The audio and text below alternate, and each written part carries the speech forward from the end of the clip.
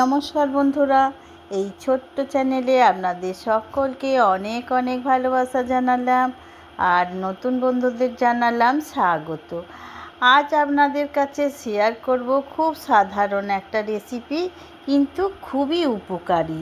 তাহলে আসুন দেখুন আমি কিভাবে এই থোড়ের ডালনা নিরামিষভাবে বানাই। থোড়ের ডালনা বেশিরভাগ সময় ছোলার ডাল বা ছোলার কড়াই দিয়েই বানানো হয়, কিন্তু আমি আজকে একটু আলাদা রকমভাবে বানাবো।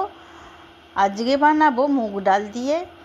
প্রথমেই একটু আদা ও কাঁচা লঙ্কা বেটে রেখে দেব। থোড়টা একটু ঝিরি করে কেটে নিয়েছি, আর একটু হলুদ ও নুন মাখিয়ে 10 মিনিট রেখে দিলে থোড়টা খুব নরম হয়ে যাবে। ততক্ষণ হাফ কাপ মুগ ডালটা শুকনো কড়াই একটু ভেজে নেব।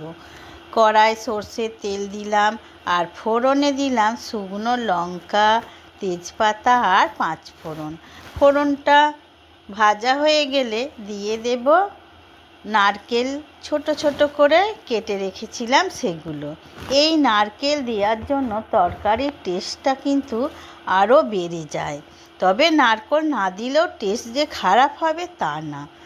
নারকেল 2-4 বার নেড়ে চেড়ে নিয়ে দিয়ে দেব টমেটো কুচি, আর টমেটো দেওয়ার পর নুনটাও দিয়ে দিলাম।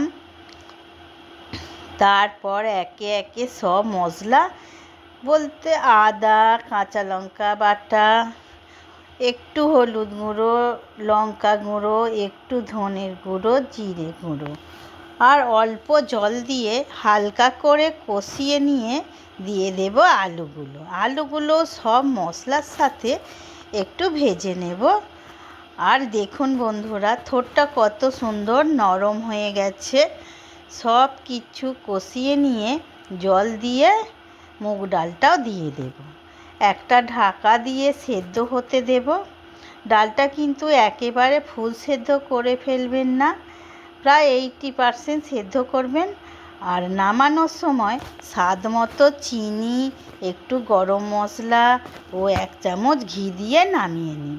যে কোনো ডালনা ধরনের তরকারিতে ঘি দিলে খুব টেস্ট হয়। গরম গরম তরকারি ভাতের সাথে, রুটির সাথে এত ভালো লাগে।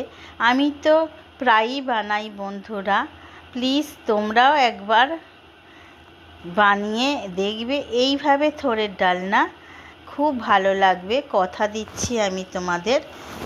আজ আসি তাহলে, আবার পরের ভিডিওয় দেখা হবে।